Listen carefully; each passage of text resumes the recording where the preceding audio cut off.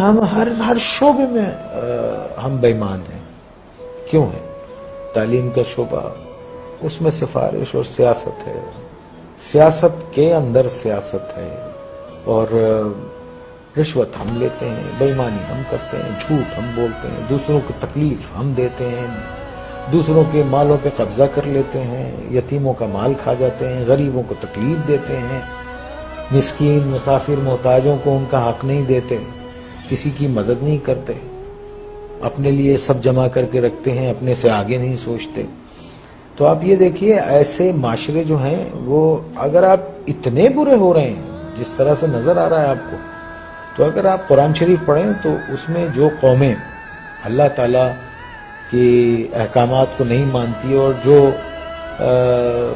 ان سب چیزوں میں نافرمانی میں جب بہت آگے چلی جاتی ہے تو اللہ نے کہا ہے میں ایسی قوم کو تباہ کر دیتا ہوں اور پھر ان کی جگہ دوسرے لوگ لے آتا ہوں. اللہ کہتا ہے کہ میرے لیے یہ کام کوئی مشکل نہیں ہے.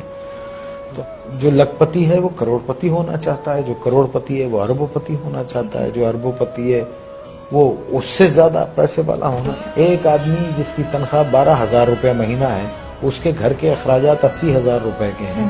یہ کون سی سائنس ہے آپ مجھے بتائیے کہ وہ اس کو پورا کرتی ہوگی؟ اور یہاں 60% لوگ ایسے ہیں جن کی تنخواہیں اتنی ہیں، لمیٹڈ ہیں، اور ان کے اخراجات جو ہیں.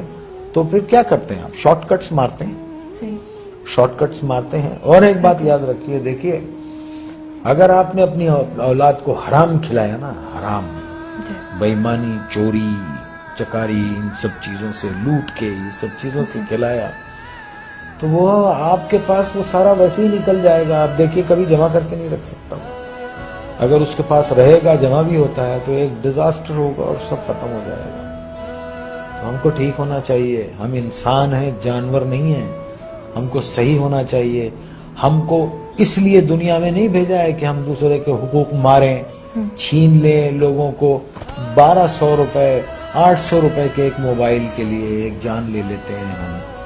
کبھی وہ تنہائی میں بیٹھ کے وہ سوچتے نہیں ہوں گے کہ ایک انسان کی زندگی جب وہ پیدا ہوتا ہے تو وہ گوشت کا لوتھڑا ہوتا ہے، پھر وہ انسانی فارم میں آتا ہے، پھر وہ دنیا میں آتا ہے بے سہارا، بے بس. ماں اس کو 9 مہینے پیٹ میں رکھتی ہے، پالتی ہے، پھر وہ گرم سرد کا مقابلہ کرتا ہے اور بڑا ہوتا ہے، چوٹیں لگتی ہیں، دھوپ ہے، بارش ہے، اور پھر ایک آدمی اس کو ایک 500 روپے کے موبائل کے لیے اتنی تک و دو سے پلنے والے بچے کو گولی مار کے چلا جاتا ہے.